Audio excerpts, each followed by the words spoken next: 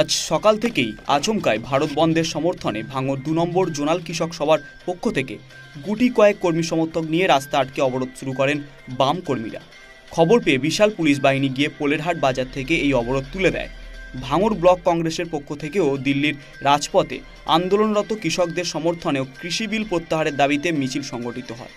মাথায় গামছা বেঁধে অভিনব প্রতিবাদ কর্মসূচি প্রসঙ্গে ব্লক কংগ্রেস নেতা বাপি মোল্লা বলেন, ভারতবর্ষে যখন ঠিক ইংরেজরা যেভাবে এসেছিল বাণিজ্যের সূত্রে অর্থাৎ ফকিরের বেশে, তারা যে এসে ভারতবর্ষকে একটা লুটপাট করার চক্রান্ত করেছিল, বর্তমান যা পরিস্থিতি সেটা দেখা যাচ্ছে যে অলরেডি যে সাম্রাজ্যবাদী ব্রিটিশ অর্থাৎ ইংরেজদের যেমন আচরণ তারা কিন্তু অলরেডি ঢুকে গেছে, এমনকি পশ্চিমবাংলায় ঢুকে গেছে। এই যে কৃষি বিল, এই কৃষি বিলটা যদি পাস হয়ে যায় সেখানে দেখা হবে যে ইংরেজ পিরিয়ডে যে সিস্টেমটা ছিল, যে একটা বিধানসভা ওয়ারি কি একটা সাইড ওয়ারি একটা বেঁধে দেওয়া হতো যে এই জায়গায় মানে আপনি পাট চাষ করতে পারবেন শুধুমাত্র, এবং মানুষ যে স্বাধীন ভারতবর্ষে বাস করছে যার যেমন ইচ্ছা, কেউ দেখা যাচ্ছে কেউ ধান চাষ করছে, কেউ বা পাট চাষ করছে, কেউ বা ওলকপি, কেউ বা ফুলকপি, কেউ বা সরিষা লাগাচ্ছে। কিন্তু সেই সময় দেখা যাবে যে এই বিলটা যখন পাস হয়ে যাবে যে শুধুমাত্র এই বিধানসভাতে, ভাঙড় বিধানসভাতে একটা সার্কুলার বেঁধে দেবে যে এই জায়গায় এই চাষটাই করা যাবে, এছাড়া অন্য চাষ করতে পারবে না। তো এই যে সর্বনাশা বিল, এই সর্বনাশা বিলের বিরুদ্ধে আমি চাষিদেরকে নিয়ে আজকের মাঠে নেমেছি।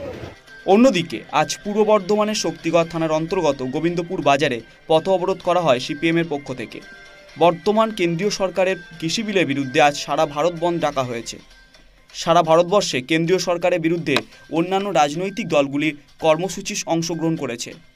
তেমনি বর্ধমান সদর সিপিআইএমের ডাকে হাটগোবিন্দপুর বাজার রাস্তা অবরোধ ও বিক্ষোভ সামিল হন ও বর্ধমান জেলার কৃষক কমিটি। 40টা কৃষকের সংগঠন, কৃষক সহ তাদের একটা মিলিত মঞ্চ আছে, সেই মঞ্চের নাম সারা ভারত কৃষক সংঘর্ষ সমন্বয় সমিতি।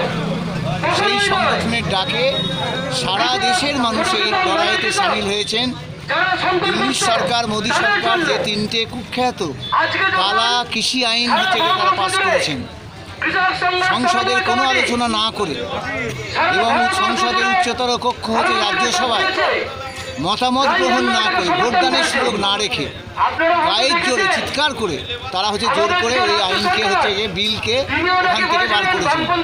তারপর রাষ্ট্রপতি তাকে স্বাক্ষরও করে দিয়েছেন। এইভাবে এই 3টে কালা আইন তৈরি হয়েছে।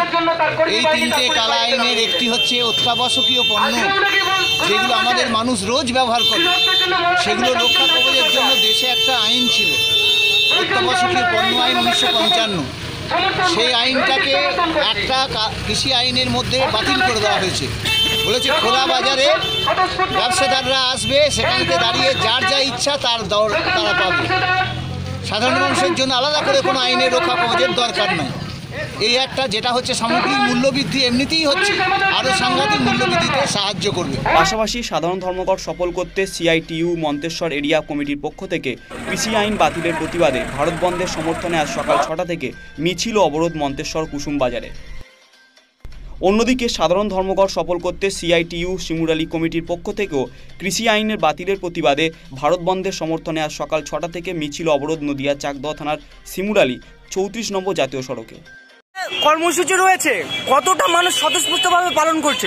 আমাদের যেখানে দেখি যে এখানকার মানুষ 80% মানুষ হচ্ছে কৃষিজীবী।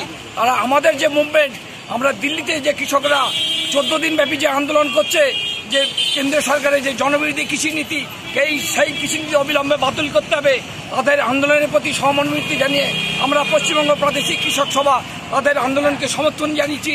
সেই আন্দোলনের সমর্থনের হেতু আমরা আজকে 34 নম্বর যে জাতীয় সড়ক, এই যাত্রা অবরোধ করছি। এতে এলাকার মানুষের স্বতঃস্ফূর্ত সহযোগিতা আছে। আমরা তাদের যে আন্দোলনের প্রতি কুর্নিশ জানাচ্ছি, সালাম জানাচ্ছি, অভিনন্দন জানাচ্ছি। Bureau report, news Bangla today.